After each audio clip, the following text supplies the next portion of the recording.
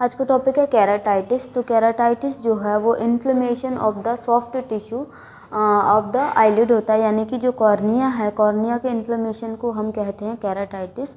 तो इसको कहेंगे it is defined as an inflammation of the clear tissue on the front of the eyelids, यानी कि जो आईलिड है उसके फ्रंट में जो भी जो लेयर होती है जिसको हम कॉर्निया कहते हैं, तो कॉर्निया के इन्फ्लेमेशन को हम केराटाइटिस कहते हैं, जो कि कॉज होता है किसी भी एलर्जन की वजह से, किसी भी डिसीज़ कंडीशन की वजह से, या फिर किसी इंजरीज़ की वजह से, यानी कि जो इंटरनल इंजरी है या एक्सटर्नल जो इंजरी है उसकी वजह से जो कॉज होने वाला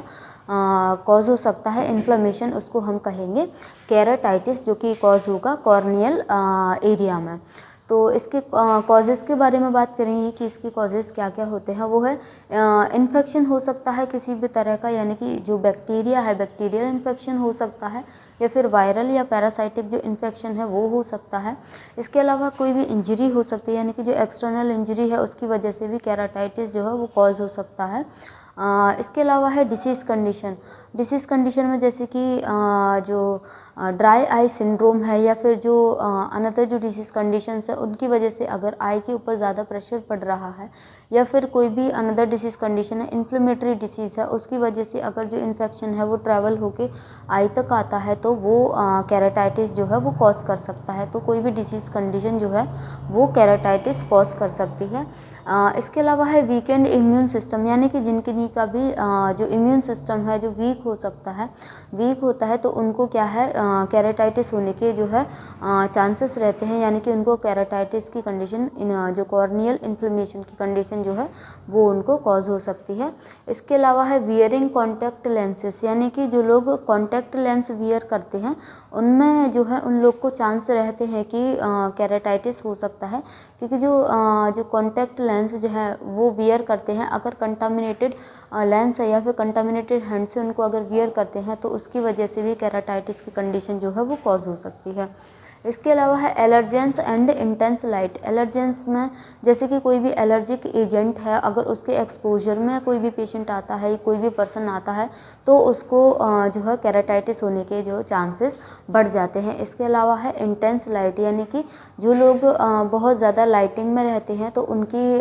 जो है एक्सपोजर में रहने की वजह से भी केराटाइटिस की कंडीशन जो है वो कॉज हो सकती है, यानी कि जो कॉर्निया है उसमें इन्फ्लेमेशन की कंडीशन उसमें देखी जा सकती है। इसके अलावा सिम्टम्स के बारे में बात करेंगे तो सिम्टम्स में है swollen and red I, redness रहेगी आई एरिया में, प्रोफ्यूज टीयरिंग, यानी कि बहुत ज़्यादा एक्सेसिव टीयरिंग होगी उन लोग को, जिन लोगों को भी जो है केराटाइटिस की कंडीशन होगी। इसके बाद है फोटोफोबिया, यानी कि लाइट सेंसिटिविटी उन लोग को रहेगी, लाइट में जाने से उनको जो है इरिटेशन रहेगी। इसके अलावा है इरिटेबिलिटी, तो इरिटेशन को देखा जा सकता है जिन भी पेशेंट को केराटाइटिस की कंडीशन होती है, आई इरिटेशन रहेगी। इसके अलावा है कॉर्नियल क्लाउडिंग, तो जो कॉर्निया एरिया है, कॉर्नियल का जो कॉर्निया का एरिया है वहाँ पर क्लाउडीनेस रहेगी, वहाँ पर धुंधलापन रहेगा, जिसकी वजह से जो पेशेंट में ब्लड विजन की कंडीशन देखी जा सकती है। नेक्स्ट है इंटेंस पेन, तो जो केराटाइटिस है उसमें इन्फ्लेमेशन की वजह से जो है जो कॉर्निया का एरिया है तो उसमें इन्फ्लेमेशन हो रहा है, उसी की वजह से जो है आई में इंटेंस पेन रहेगा, बहुत ज़्यादा जो है पेन रहेगा और क्रॉनिक पेन रहेगा। नेक्स्ट है डायग्नोसिस के बारे में बात करते हैं, तो डायग्नोसिस में हिस्ट्री टेकिंग और फिजिकल एग्जामिनेशन कर सकते हैं। हिस्ट्री टेकिंग में जो है जितने भी सिम्टम हैं या फिर जो कितने टाइम पीरियड क्या है उन सिम्टम्स का, यानी कि कितने डेज से जो है उनको ये डिसीज़ कंडीशन कॉज हुई है, या फिर जो है उनकी अनदर हिस्ट्री हम ले सकते हैं। इसके अलावा फिजिकल एग्जामिनेशन में जितने भी सिम्टम्स हैं उनको असेस कर सकते हैं कि जो सिम्टम है वो सीवियर है या फिर माइल्ड है या मॉडरेट स्टेज में है, तो ये हम फिजिकल एग्जामिनेशन में असेस कर सकते हैं। इसके अलावा है स्लिट लैम्प, तो स्लिट लैम्प जो टेस्ट है उसकी हेल्प से भी जो है केराटाइटिस का जो है वो पता लगाया जा सकता है, जिसमें कि एक पेन लाइट की हेल्प से देख सकते हैं कि आई एरिया में कितनी इंजरी हुई है और जो केराटाइटिस है वो कितना सीवियर हो चुका है। इसके अलावा इसके ट्रीटमेंट के बारे में बात करेंगे तो जो केराटाइटिस है उसके ट्रीटमेंट के लिए एंटीमाइक्रोबियल एजेंट दे सकते हैं, यानी कि जो अगर बैक्टीरियल इन्फेक्शन है तो एंटीबायोटिक्स दे सकते हैं, एंटीवायरल एजेंट दे सकते हैं, या फिर जो एंटी माइक्रोबियल एजेंट्स है वो दे सकते हैं, जिसकी हेल्प से जो इन्फ्लेमेशन है उसे जो इन्फेक्शन की कंडीशन है उसे रिड्यूस किया जा सकता है। नेक्स्ट है स्टेरॉइड्स। तो स्टेरॉइड थेरेपी हम दे सकते हैं पेशेंट को, जिससे कि जो इन्फ्लेमेशन के जितने भी सिम्टम्स हैं उनको कम किया जा सकता है। नेक्स्ट है आई ड्रॉप्स। तो आई ड्रॉप्स में जो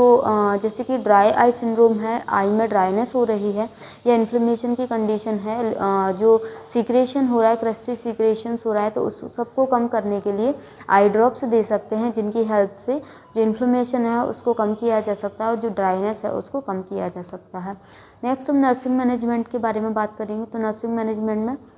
पेशेंट को बताएंगे या फिर जो फैमिली मेम्बर्स हैं उनको एनकरेज करेंगे कि वो प्रॉपर टाइम टू टाइम जो है आई की क्लीनिंग को मेंटेन करके रखें, यानी कि आई को क्लीन करना है। इसके अलावा जो भी मेडिटेशन हैं, जो भी मेडिसिन हैं, उनको टाइम टू टाइम प्रॉपरली लेना है और जो स्पेक्स हैं उनका यूज़ करना है, जिससे कि जो सनलाइट में अगर एक्सपोज हो पेशेंट तो उनको ज़्यादा इरिटेशन की जो है वो ज़्यादा प्रॉब्लम ना हो, जिससे कि जो डिसीज़ कंडीशन है वो सीवियर ना हो। इसके अलावा हम जो पेशेंट को न्यूट्रिशनल जो सपोर्ट देने की कोशिश कर सकते हैं, या फिर उनको प्रॉपर रेस्ट और एक बेटर एनवायरनमेंट उनको प्रोवाइड कर सकते हैं। तो ये पढ़ा था हमने केराटाइटिस के बारे में, जो कि था इन्फ्लेमेशन ऑफ द कॉर्निया, यानी कि कॉर्नियल एरिया में जो इन्फ्लेमेशन है उसको हम केराटाइटिस कहते हैं, जो कि किसी इंजरी की भी जो एलर्जिक एजेंट्स या फिर कोई भी माइक्रोबियल एजेंट्स की वजह से कॉज होता है। तो आई होप आपको ये क्लास समझ आया होगा। अगर आपको इससे रिलेटेड कोई भी डाउट हो तो आप पूछ सकते हैं। साथ ही आप इन टॉपिक के नोट्स के लिए डिस्क्रिप्शन में दिए गए लिंक को क्लिक कर सकते हैं और ऐप को डाउनलोड कर सकते हैं। Thank you.